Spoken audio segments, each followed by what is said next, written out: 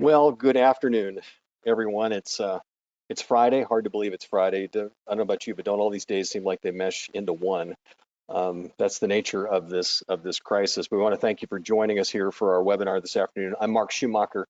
I'm the Executive Vice President of the Home Furnishings Association, and I want to welcome you to what I think is going to be an incredibly valuable webinar for all retailers in our industry. Our guest today, and I'm going to introduce him, and then I'm going to give you some other housekeeping here. But Hey. Steve Krull is joining us, and Steve is Vice President and General Counsel for La-Z-Boy. And I will explain, Steve, in just a second how you and I have become fast friends. But let me just remind everybody that this webinar is being recorded. So if you'd like to reference it later or tell others about it, it'll be posted on our website, which is my. Mark, I think we're having some connection issues here. I'm not hearing really anything there. Are you hearing me? Yeah, no, you're both getting blurry and. Well, Steve, do me a favor. Hang with it for a second. I'm going to continue with the intro here, but just hang with us there, and hopefully we will we'll fix this issue. But this webinar is going to be recorded. It'll be on myhfa.org/COVID-19. That's our resource page with everything. And there's also some other terrific webinars we've put on there relating to HR issues and also to the CARES Act as well. We are taking questions. You'll see on the right side of your screen the ability to submit questions. Please do that. And we will get to as many of them as possible. Those we don't get to, we will, of course, have the ability to put them up on that same web page and get some answers for you as well. Also, we will, in just a few minutes, be talking about a handout we have. You'll see that that's on the right side of your screen, something that you can access. So first, and Steve, are you hearing us now? No, really can't. I'm getting about every fifth word. Okay, so let's do this if our team can. Maybe we can get Steve, maybe call him as well as him being on audio here through the computer. We're going to try to give you a call. Hear me? We do hear you. We hear you just fine. We're going to want to work this this technical glitch out here as quickly as possible. Yeah, we can certainly try to give you a call. And let's see here. Steve, look at the chat, if you will. Can you look at the chat? Apparently we have. Yeah, I can see that. Okay, I think we have some direction there for you. Do you see that there? And while he's doing that, everybody, this is what live is all about, right? These kind of things happen, and we're going to get them taken care of as quickly as possible. Please hang with us because the information over this hour is going to be very, very important. So do not leave us. And as a matter of fact, while we're waiting to get Steve on, I can give you some of the background. We have sent out in the last week and a half or so some communications to retailers suggesting ways that you can communicate to state and local leaders and federal leaders about why your business is essential. Not so much to change your situation immediately right now. I mean, it could, but really in looking forward and thinking about how you position yourself now could put you at the front of the line when, in fact, businesses start to reopen more fully. And our friends at La-Z-Boy, they're a member of the HFA, have put together a very strong, instructive letter, one that all of you will be able to utilize yourself, and we're going to be talking more about that. Steve, how are you? Let's see here. How do you hear us now, Steve?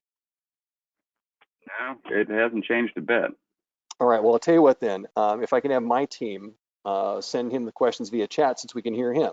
So if you would ask him to talk about the spirit of the letter that he had put together for La-Z-Boy.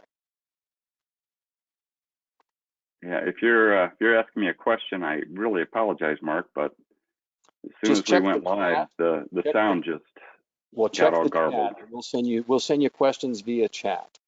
So check the chat. We'll send you questions there, and we do hear you just fine.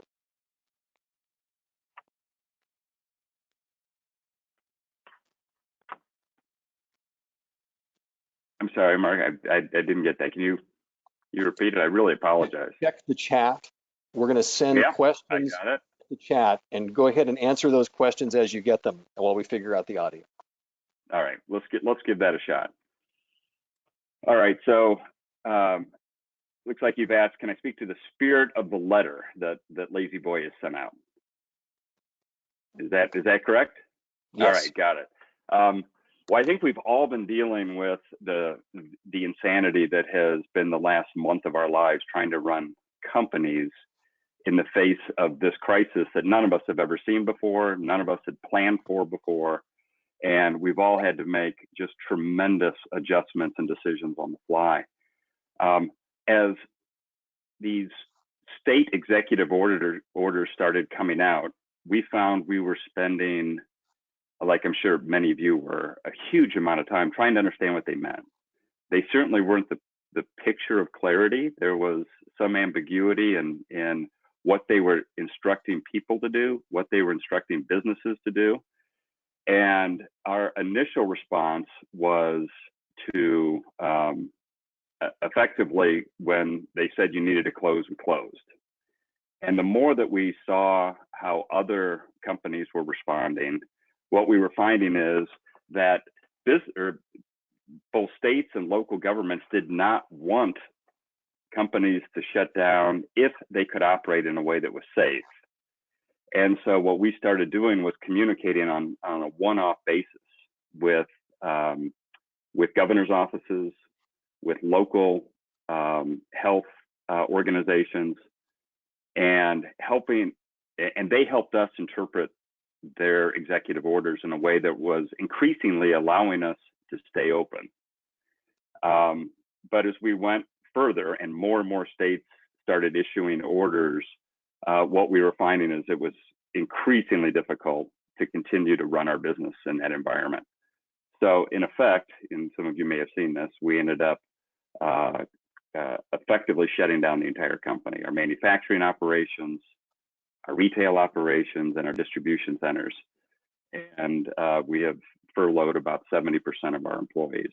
Obviously not a situation that we can sustain for many months. So we decided that we were going to take the initiative to try to educate policymakers and decision makers about the importance of, number one, furniture, and furniture in this environment, especially in light of the fact that people are now working from home, they're going to school from home. You have healthcare workers who are coming home at night and having to self-quarantine, and they don't have the furniture available to do it. You have certain things like lift chairs that are important to people from a health perspective.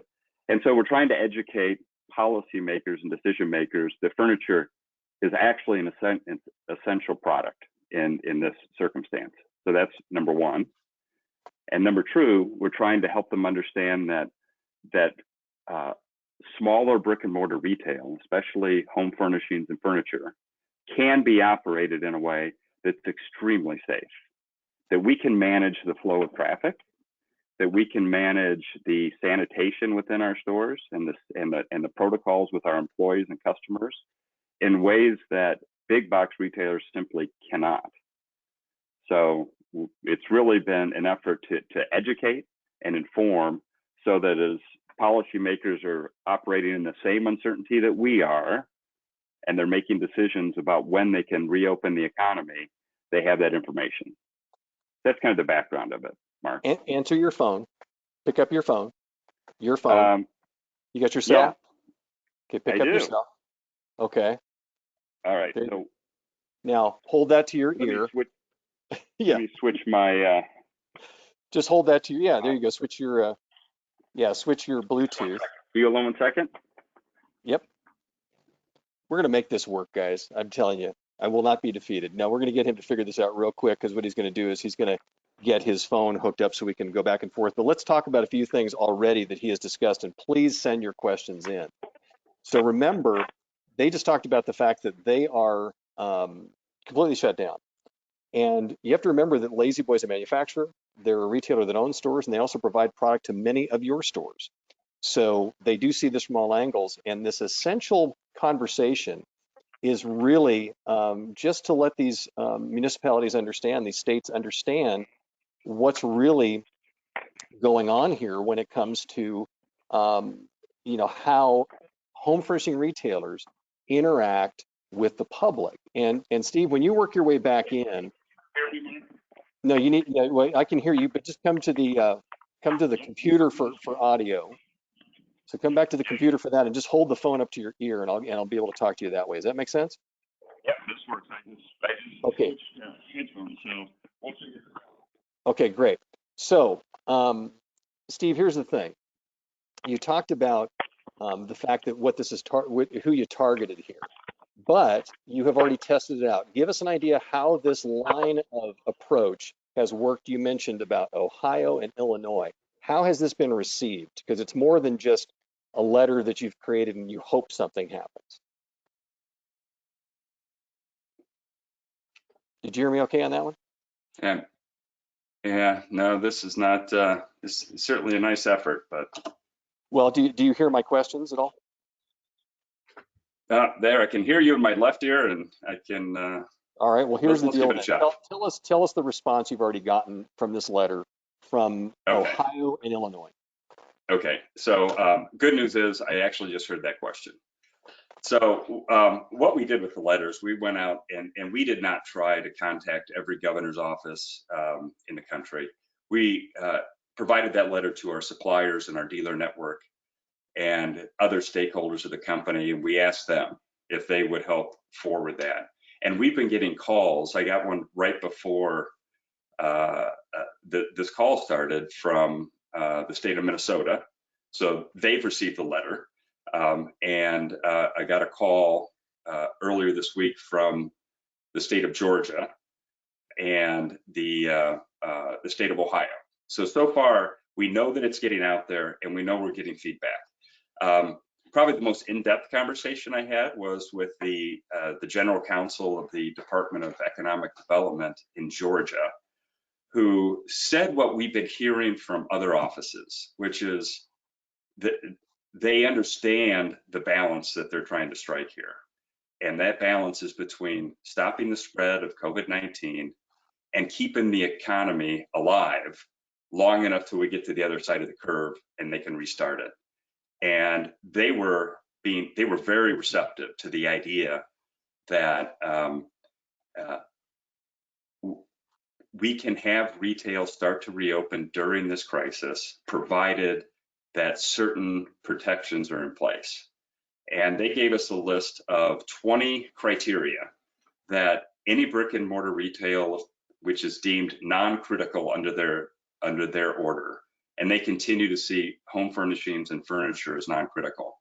But if, as a non-critical brick and mortar retailer, we can meet certain protocols, and those protocols were very similar to those that we had in the letter, which were sanitation protocols, that the store had to be cleaned thoroughly, both before you opened, after you closed, and throughout the operation of the business day, that certain behavioral modifications, so no shaking of hands, always maintaining at least a 6-foot separation between employees and customers.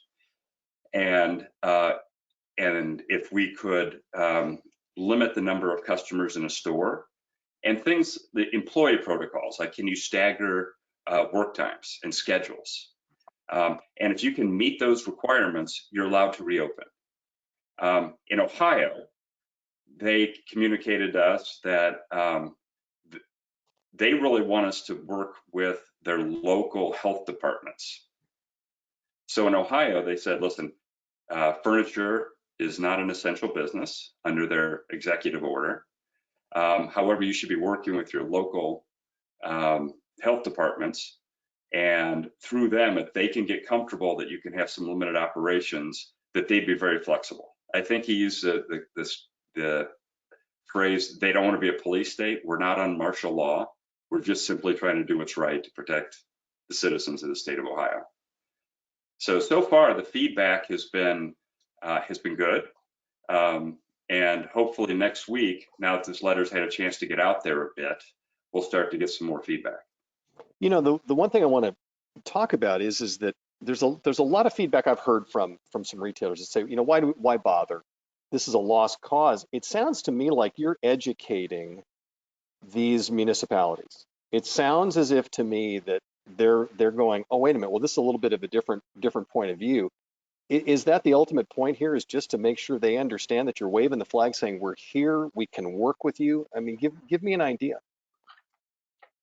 Yeah, and I apologize. I think I got the gist of your question. Mhm. Yeah, the feedback we've been getting is that they want to work with businesses, and we sent this letter out, as I mentioned, to the National Association of Governors, and I received a memo back, and that memo was the guidance that their association provided the governors across the country. And within that guidance, they made it clear that they recommend working with the private sector, both in terms of determining what's essential and in determining how you reopen the economy once we get through the height of this crisis. And so our expectation is that governors are going to be very receptive to us reaching out, to educating them, and to help them see that at least this sector of the economy is both important and can be opened in a way that ensures the health and safety of our employees and our customers. And the one thing that I heard from Ohio was, no, I'm sorry, from Georgia, was that the people that have been raising the concerns have been employees and competitors. So when the calls that they're getting about complaining about a business that's continuing to remain open, or a business that that someone perceives as operating in a way that's not consistent with the CDC guidelines, those calls are coming from employees and from competitors. So people down the street who don't feel like they have the same flexibility as you do in terms of your operations. And what he said is, listen, what we're going to have from time to time, there will be people that come in, at least in the state of Georgia, and I would imagine in other states, and look at your operations, and there will be inspections. And they said these will be people who have been to 10 other businesses that day. And if what they see you doing is operating in a way that shows you understand the problem, you care about the problem, and you're dealing with it in ways that have been recommended by the CDC, you're going to be in pretty good shape. And frankly, if your employees feel safe, and if when customers come in, they feel safe, they're unlikely going to have a reason to come forward with any kind of enforcement activity. So I know we are now in the process of planning for the reopening of our stores. We know we're not going to be able to have a kind of a big bang, all of our stores reopen at once, because every state is going to be a bit different. And we're really looking at three things. We're looking at, number one, are we comfortable that we can operate our business in a way that protects the health and safety of our customers and our employees? If we can't get comfortable based on what's going on in the community and in terms of our ability to deploy best practices, we're not going to open. But as soon as we get comfortable that we can do that, we're next looking at the government orders. Can we get comfortable that there's enough flexibility in the language of the executive order that we can operate? And if we don't think there is, we're going to call directly the decision makers on a store-by-store basis if necessary. And so once we get comfortable that those things are true, we're going to ask the basic question, do we have the demand, and does it make business sense to open? But if we can check those three boxes, health and safety, the government orders allow us to operate, and it makes business sense to operate, we're going to start opening our stores as soon as we can. And we're hoping as early as April 20th, even though that's probably aggressive. And I hope you can hear me at least through this this other means. Couple of things I want to mention, by the way. We've got some great questions coming in. I want to get to them right away. But for those of you that are taking part in this webinar, we mentioned that, of course, we're recording it. It will be on our webpage, myhfa.org/COVID-19. But also, we will be sharing the letter that Steve is talking about. I really just want to commend Steve and the team at Lazy Boy for being so forward thinking in the standpoint of saying this is about the industry. So they're allowing anybody to cannibalize it, use the wording, change it, put it on your letterhead, whatever you'd like to do. So we will be sending that out and posting it as well on that page we'll send it out to those of you that are taking part in this today. But I've got some great questions. Steve, I want to get to a couple of these. And I love the fact that you are a general counsel, so we can get this from the legal standpoint. Are there concerns that you guys have dealt with and mitigated about liability? You know, you're talking about opening up, you've got employees coming back into the environment, you got customers, you know, you talked about that. Are there some concerns or pitfalls that retailers should be very aware of when it comes to the liability of reopening in the midst of what will still be part of this pandemic crisis? Yeah. The one thing that this crisis doesn't change is the legal system here in the US. And there are lots of plaintiffs' lawyers.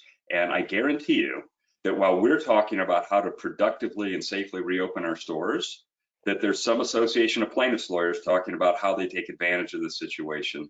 And so will there be lawsuits? I'm already aware of one. Walmart has been sued by the family of an employee who passed away for a wrongful death. And so when that case is being analyzed at Walmart to determine whether or not they have liability, the question's going to be, did they inform themselves of best practices? Did they deploy all best practices? Ultimately, a jury is going to have to look at this and say, did that company behave responsibly? Did they act in a way that was negligent? And we can't point back to the last time we had a pandemic where the entire economy was closed down. And in that case, here's what happened from a liability standpoint. But the best thing we can all do to help protect our companies as we reopen, it's to take this very, very seriously. What we're going to do is we're having online training for our employees before they come back to work. So they have to have finished this online training. We're going to have daily debriefs with our employees, and we are going to reach out to not only, furniture stores, but we're looking at grocery stores. We're looking at other industries that are already in the middle of this to figure out what are best practices and make sure that we deploy the best practices. And at the end of the day, if we have someone who's sick, who works for us, we're going to make sure they're not at work. So I think if we all do everything that we're hearing about as best practices, that's the best thing we can do to protect from liability. It's not a guarantee that you won't be sued if somebody gets sick. You're just saying act responsibly, and that's the best way to mitigate risk. I mean, is that a fair way to capsulize that? Absolutely. And once you become aware of an issue, act upon it. If an employee comes in one day and says, I'm not feeling well and I have symptoms, don't say, well, see how you feel this afternoon. Send them home right away. It is a time to be cautious. It's a time to err on the side of health and safety. And I think if we do that, that's the best protection we can have from a liability standpoint. It doesn't reduce the risk to zero, though. Well, you're one of the few lawyers, and I know a bunch, that willingly threw other lawyers under the bus just now when you talked about those that are lying in wait. But no, it's a great point. And a wonderful question came in about that fits with something you just said, and said, gosh, what are the things we should do? Should we have hand washing stations and masks for employees? You're basically saying that's the part of it that I guess is up to each individual retailer, but to go ahead and, for lack of a better term, steal the ideas from others that are out doing business. If you feel comfortable and you need to have these things in place, you're kind of saying use the best practices you see everywhere, again, to add to that checklist of the things that you're doing for the health and safety of your employees and your customers. That's right. That's right. And from my perspective, I think do things that are visible. So have signs up. Our employees on day one when we operate are likely going to be wearing masks. Anything that's been recommended, especially things that are very visible. So you can demonstrate when somebody walks into your store that it feels different.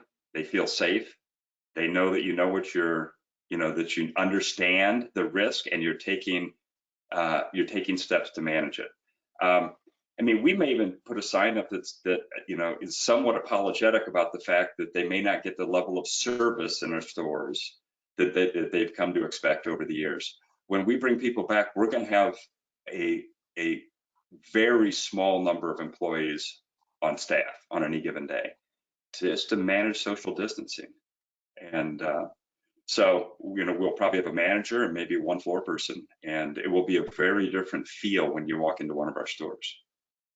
I do want to mention, by the way, to everybody who's participating today, that on the right side of the screen, you'll see the word handout, and there's a 1 next to it. If you click on that, we did put a couple of the highlights that Steve and his team put together when it comes to health and safety protections and social distancing and number of employees in a store. These are recommendations. Again, none of this is true legal advice. I want to put that disclaimer in. But it's important to point out that that is there, and it will be included in the letter that we post on that web page, because it mentions here. I've had some questions about taking employees' temperature. Yeah, that's something that you've mentioned in your letter about those kind of screenings. And to your point, we've had a couple people ask about the PR portion of this, and let's face it, we're in a retail industry. Optics is everything. So to your point, do it, but really communicate it. I mean, if they come in and they know this is the protocols you have in place as a retailer, I got a sense that you're saying have that right up front so that they know what they're walking into. Is that really the philosophy you guys have taken in moving forward with this? Yeah, it absolutely is. So from the minute you approach our store, there will likely be signage explaining that their experience in our store is going to be a little bit different as a result of this COVID-19. I mean, I picture it kind of like when you're in the exit row on an airplane, and the flight attendant comes over and says, "You're in a very special place right now, and there's some requirements that we're going to impose on you, even though you're a customer. Do you understand?" And we're going to have that same kind of experience so that when a customer walks in, they know we're serious about it. And frankly, if they're not willing to do the things that we've asked to do, we're going to ask them to leave. Now, I don't think that will be a problem, but I think that kind of awareness and that kind of experience will help reinforce how important you're taking this issue. I know that this is not necessarily your expertise, but you've clearly had to deal with all of this kind of stuff. Give us an idea about, we know about social distancing, that's in there, about how you're taking precautions, cleaning things, et cetera. But when people interact with furniture, there is always a potential for exposing germs and things of that sort. So are there, in what you've been putting together and what you've been hearing, are there some best practices when it comes to how to make sure that, okay, a customer comes in, they cough on a sofa, and what do you do when they walk past? I mean, do you have it down to that level as well to suggest to people as far as what that looks like, or do they have to come up with it themselves to figure out how to disinfect those types of hard surfaces, soft surfaces, whatever it might be? No, those protocols are being developed right now in our stores, and I don't think we've finally decided what's the best practice on that. I know they've been looking at different types of sanitizers that can be used on furniture. They're looking at, when you take a demo car for a test drive, they put that paper on the floor mats.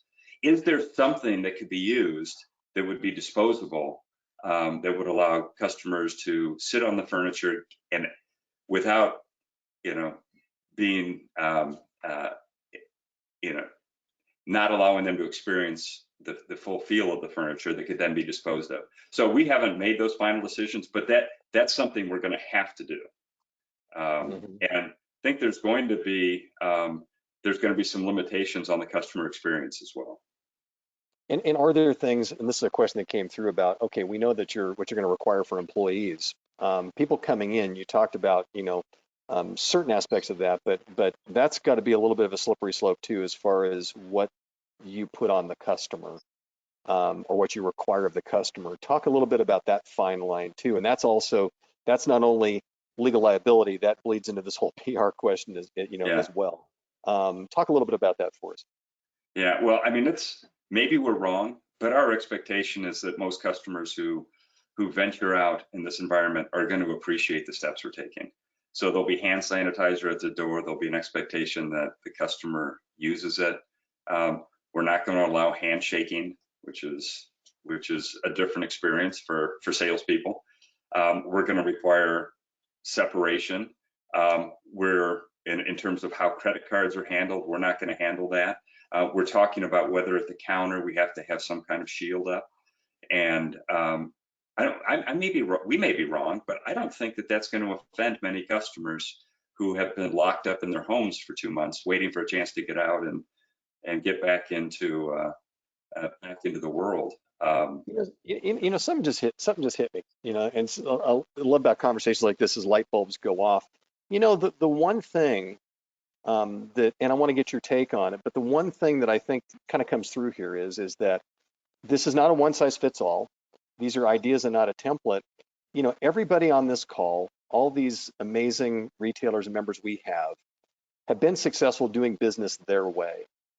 Your customer, how what that experience is coming into the store. I don't think you're saying totally sanitize that part of it. Find the personality within it. Find your brand within it, and make sure that you're treating people in the most typical way that you normally would, just with all these other crazy parameters in place. Is that fair? Because I think you're saying you got to present it in a way that's to the lazy boy customer, and I think everybody listening's got to do it for their own. Yeah, Mark, I think that's exactly right. I think that's exactly right. And we're all figuring out ways to do it, right? I mean, most of us are working from home now, and we're figuring out ways to get our work done, but also in a way that isn't completely sanitized from our coworkers, right? So we're using teleconferencing. And it was interesting when we were still working in the office, for example, we were having meetings, but we were 10 feet apart, and we had some people who were in the building who actually called into the meetings. And so we found ways to interact with one another. We found ways to continue to have a relationship on a personal level with one another in this environment where we have to be physically separated a bit. And some of the traditions of handshaking and things like that have gone away. So, I mean, you couldn't have said it better, Mark. I mean, we're going to be asking our store manager and our employees to bring their true selves to work, to be empathetic to customers who may have an experience that's a bit frustrating, to let them know that we care about their experience and we understand that it's a bit challenging. And I think those those human elements of interaction will go a long way. I wanted, just for those who are just joining us, because we're midway through our webinar today, this is Steve Krull. He's our guest today. We're very pleased to have him along with us. He's Vice President and General Counsel for La-Z-Boy, and they have put out a phenomenal letter that can be used as a template by any retailer to do two things. One, provide clarity to elected officials and leaders about why what you do for a living is essential. And second, getting ready for when you reopen. You need to be thinking about that now, no matter if it's in 3 weeks or 6 weeks. That's really, really important. And we are recording this. This will be on our website. I'll tell you more about that in a little bit. But Steve, here's another loaded question. This came in from one of our retailers who was listening. We've talked about in-store. What are you guys going to do when it comes to delivery personnel and trying to also mesh these health and safety protocols in their environment, which is an entirely different ballgame? And I apologize. Was the question how we're going to manage these health and safety protocols with our employee base? No, with delivery employees. That's a whole nother challenge. Yeah, that is a whole nother challenge. In fact, as we were at the front end of this crisis, when our distribution centers were operating fully, and we were still making deliveries to in-home deliveries to customers before all the closure orders went in place. And so we were trying to manage that issue. We tend to use dedicated delivery companies, and we communicated with them that our expectation was that they would employ the same kind of best practice safety protocols that we were, and that we were giving customers the option to deliver on the porch or deliver in the garage. And I was surprised how many people actually said that they wanted to do that and didn't want delivery people in the homes. But much like the customer experience in the store, what we told our delivery companies is it can't just be that you guys washed your hands and sanitized your hands in the truck and then you deliver. I said, what we told them was it needs to be visible. You need to acknowledge to the customer that in light of the COVID-19 crisis that we'll all find ourselves in, that you're going to ask them to stay at least 6 feet away. that you're going to have coverings for your feet, even though that may not make a big difference, that you're going to wear a mask, you're going to wear gloves, and you're going to take the best practices that are very visible and make sure you're using them with every customer. I will tell you, we had a couple of customers contact us and tell us that in fact that had not happened. We went back to those delivery companies and reinforced it. But I mean, and we all know, right? The delivery people, they're the final mile between, our distribution center and the customer. The customer's experience is framed by our salespeople and by the people who drop it off in their home. And it's critically important. And so we've asked for feedback. We followed up with customers to see how their experience was with the delivery company. And I think it's just something you've got to prioritize. We had a member say to me, I thought it was great. He said, we're going from white glove delivery to latex glove delivery. That's right. And there's truth to that. Tell me this, what will you guys be doing? I don't want you to give away any company secrets here, but what's going to be the advertising, very upfront messaging that goes with this? Because I'm certain that you're not going to leave it to the customer hitting the front door to understand what Lazy Boy's doing. So what are you guys doing to really let folks know about the responsibility factor that you're really putting, first and foremost?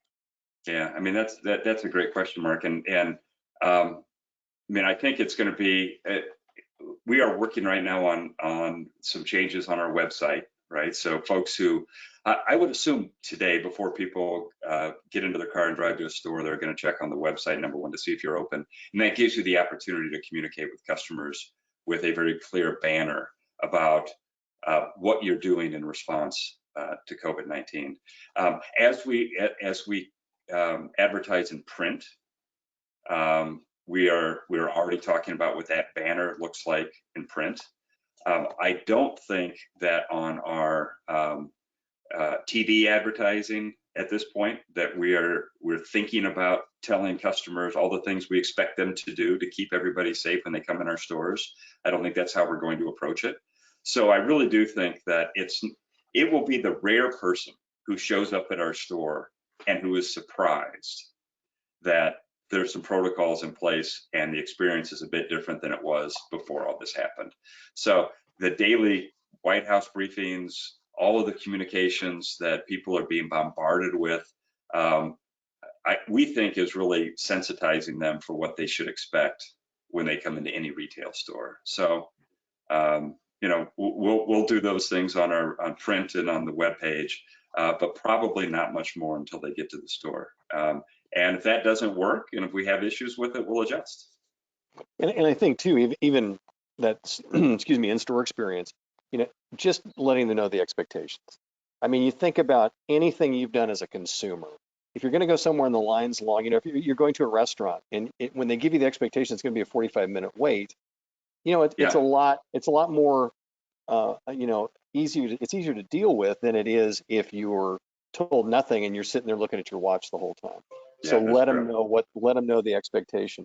Now, getting ahead of this curve, not only with your elected officials and trying to get this out there and trying to really come up with your concepts on what your store is going to look like, how you're going to operate when you reopen, is another reason to start thinking this way is making sure that you've got supplies, because the things we're talking about that are going to need to be in these stores are the things that are still hard to get. So I'm almost wondering, are you guys already planning for that? Because you're going to have to be a supplier. Forget furniture for a minute. You have to be a supplier of sanitizer and all of these other things. Right. Yeah, you're cutting off a little bit on the phone, Mark. I mean, is that part of it? Is that another reason to prep now? Because of the fact I think I got the question. We're very fortunate. We're a relatively large company, and we have a group whose job it is to procure products for us, and they are already focused on this. For instance, one of the things we're doing, we have a cut and sew facility in Mexico that produces most of our sets for the furniture, the upholstered furniture we manufacture in the United States. Our manufacturing facilities in the United States are down. So one of the things we have our Mexican facility doing is sewing masks, and those masks are being provided to hospitals, but we're also preparing them for ourselves. So we're actually manufacturing our masks that we will be using throughout our facilities in Mexico. Sanitizer is a hot commodity. It's surprising, maybe not surprising. I think everybody's had the same challenge, but it's difficult to find enough that you can actually put on the shelves and have available for your facilities. But we've been able to do that, and it's a real challenge. But what I'm afraid is if you wait until you get the green light to open your store, and that's the point at which you go out and start buying these supplies, they're just not going to be available. I mean, it's tough now, but as these orders start to be lifted, what we're predicting is that they'll be the restrictions will be lifted in a phased way. And phase one will say you can open provided you do the following things. And it's kind of unimaginable to us that one of those things will not be that you have hand sanitizer in your facility available to customers and employees. And if you can't get it, you may not be able to reopen until you do. So that is a really important point. Yeah, that's what I wanted to kind of get across, because now is the time to plan and you know, and listen, it's easy for us to sit and talk about this. We know that so many of our friends in this industry are struggling just with what's happening today. But this is really, I think, the cautionary tale right now. And the thing that I appreciate you bringing to everybody today is the fact that this is really about looking ahead and planning for that now. And by the way, I do want to mention, by the way, on myhfa.org, we do have a products program. Of course, we, like many others, are struggling to find a lot of these things, but certainly items that would be necessary for our retailers are things that we are hunting for at this moment. So make sure to keep checking with us there. I want to put that plug in because that's a great service for people. The one thing I want to talk about toward the end of this letter you have, and again, a reminder to everybody, this letter from Lazy Boy is going to be posted. You can cannibalize it, use it for your own purposes. They want to share the wealth of information here. But you do something interesting where you break down the recommendations based upon square footage of your store, how many customers to have in at a time, just to show that you're kind of, you know, that you have a real concept to let people know we're just going to keep it at a manageable level. So the question I have for you with that is A, how has that been playing with those states that you've already floated the letter? Does that matter? Should our retailers be thinking about that restricted number coming in the door, and how important do you think that piece of this puzzle is? Yeah, once again, I apologize. You broke up a little bit, but the framework that we put into the letter about square footage is really just to start to give policymakers and decision makers a structure that if they decide that we want to get the economy started and opened as soon as we possibly can, is there a framework that they could just apply to all retail? Forget about furniture and home furnishings for a second, all retail. And we have seen other executive orders that have that kind of a concept, that if you can limit the number of customers based on the size of the store, then you should be able to manage social distancing. So our thought was to get that communicated, get it out there, have it become kind of that, you know, just that's the way you think about this issue. Because, I mean, frankly, our stores, I think we'll be able to manage that fairly easily. So if a governor was saying, all right, I'm not convinced. I don't think home furnishings and furniture are critical. They're not essential. And therefore, we're not going to put them on the essential product list, which would allow us to reopen immediately. But they said, what we're trying to accomplish here is this balance. So if any store can manage the number of customers in the store, and maybe that's not the right ratio, but it's a ratio they could hang their hats on, then that's a way that they could start easing into the economy opening. And we think we could manage those kind of restrictions. Are there any parameters out there right now that any of the government agencies, state, local, or otherwise, are putting out relating to that, or is this just a kind of a stab in the dark right now? Yeah, I think that there's about 7 states that have said that if you can limit the number of customers, you can open. And one is Virginia. And Virginia said very clearly that if you're deemed non-essential and you can limit the number of customers to 10, now they don't have a square footage limitation, but if you can limit the number of customers to 10 in your store, you're allowed to reopen. And so there are some states that have adopted that approach. It hasn't been the predominant approach, but we'd like to start educating decision makers that is a very good way to help manage social distancing and allow people to get back into the economy and actually start getting people put back to work. Appreciate that. I want to make a mention that we've still got 15 more minutes to go here, and if you have any questions, you can send them in. They're right side of your screen there. Just go ahead and submit questions, and we will get to as many of them as we can. Steve, as far as the this movement goes, you talked at the beginning that you guys are obviously in the states you operate in. You're going direct. Is this something that even if I'm a single store owner, I probably have a relationship or at least know some of the local leaders. Would you just say, put this out to anybody who could potentially have influence, also maybe even a chamber of commerce, things like that? I mean, I think we want everybody on our team. How would you, if you were in a retailer's shoes, how would you distribute this message most effectively? Yeah, that's a great question. If we had a single store in a community, I would absolutely be reaching out to our local leaders, Chamber of Commerce, the mayor. If there's an economic development group, they're just as focused as we are at getting the economy reopened. Now that we've got these constraints that will come down from the executive office in the state, the governor's office. But trust me, if you go to any of your local officials and say, this is existential for me, right? We're a relatively small business, and we just can't survive for a long time without any revenue coming in. And we can operate in a way that's entirely consistent with these CDC requirements. We can manage the number of people in the store. We can keep the store clean. You gotta help me get this store open. What I saw in Ohio was exactly that they are open to those conversations.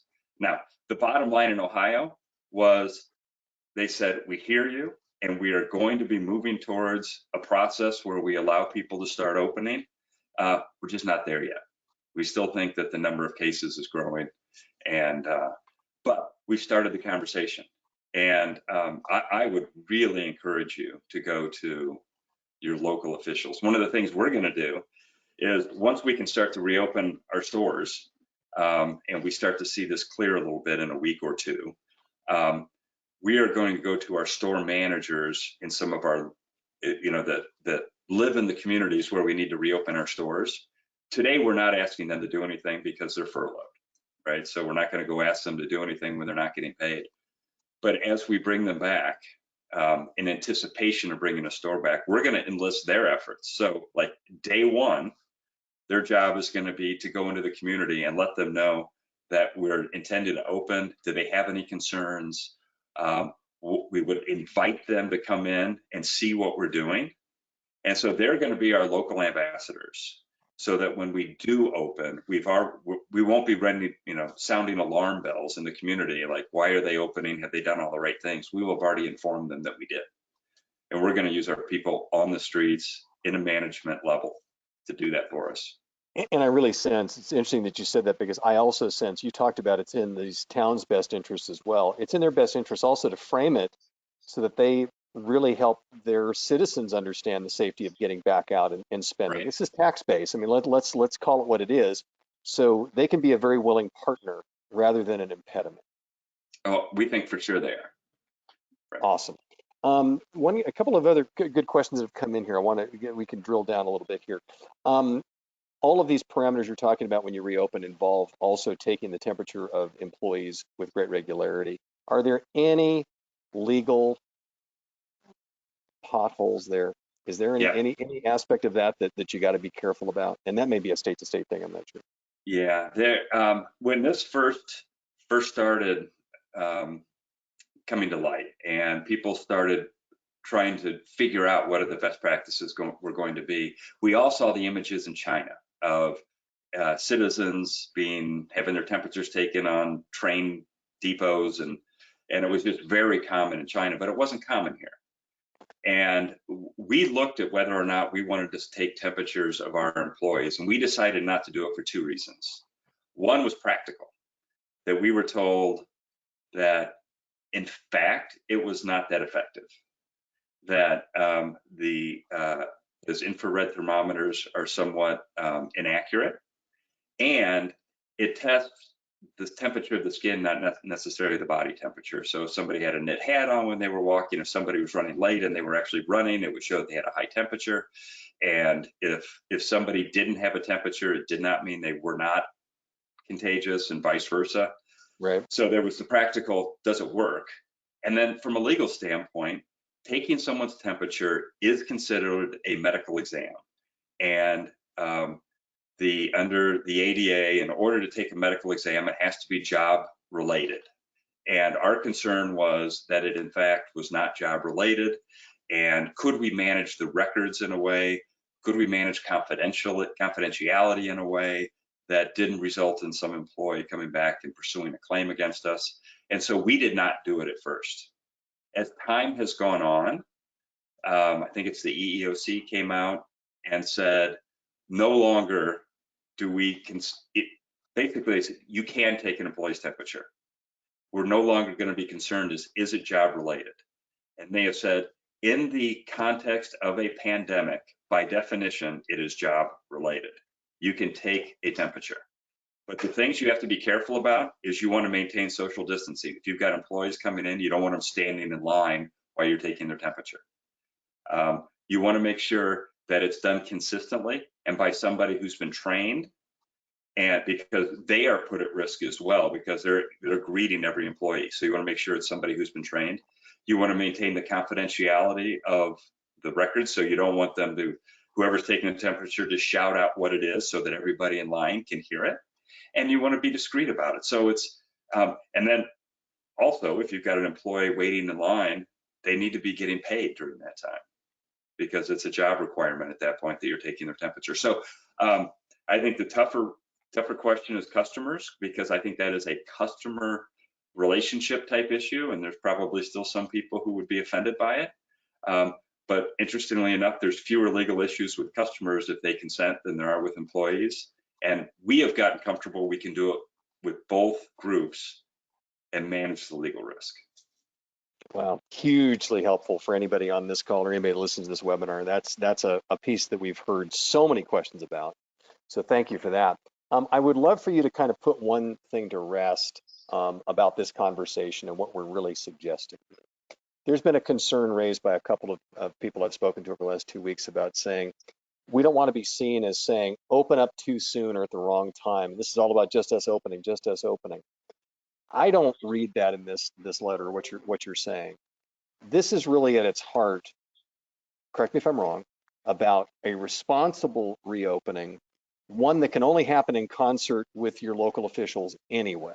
Would you agree with that? Because the concern is, if it seemed like we're just pushing to open up our business, then they don't want to, there's people that don't want to hurt their image outside in the community.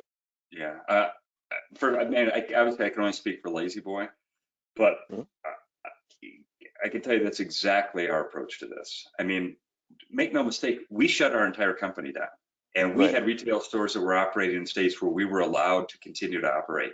And we made the decision that we wanted to, considering how fast this was developing, how fast it was spreading, the daily reports about how awful it could be if it wasn't managed appropriately. We wanted to be part of the solution, not part of the problem. But we all know that eventually this economy needs to reopen, that when we get to the top of that curve and we start moving down and infection rates are starting to be managed, they won't be managed. I mean, it will not be the same curve in every state. And we're going to have to start, it won't be one size fits all. We're going to be making decisions on a store by store basis when it's time to reopen. And as I mentioned at the beginning of the call, our first question is, can we do it safely and manage this in a way that that our employees and customers will be safe and their health will be protected. And if we can't get comfortable with that, these other questions are irrelevant. Even if the city said you can go ahead and open, if we didn't think we could do it safely, we wouldn't. And I think that's the mindset that we all have to have. we're all going to open our stores as quickly as we possibly can, but we're not going to put our employees' health at risk. We're not going to put our customers' health at risk. And we have to do it in a way that allows us to make money. So on day one, frankly, we have both a supply side and a demand side. As soon as we're allowed to bring the supply side back, I think there's a question of how quickly in some communities that have been hit really hard, how quickly they're going to be comfortable going back into the community, shopping and purchasing things like furniture. So there's a lot of things to balance here, but no, first and foremost, we have to be very clear with the people that we talk to that as the economy is allowed to reopen, we want to be part of the solution. We not only want to bring products that are critically important to families across this country, but we want to do it in a way that's safe. And I don't know how else to approach it other than that way. And that starts to manage a lot of the issues that we've talked about already, the legal issues, the employee concern issues, the customer issues. And it's about doing what's right, but doing it in a way that reflects the fact that we're all capitalists at the end of the day. And being in that first wave, as you have said, let me just remind people, first and foremost, this webinar is being recorded. It will be placed up on our special webpage that has incredible resources. If you've not been there, you need to. We have hundreds and hundreds of visits per day. It's myhfa.org/COVID-19.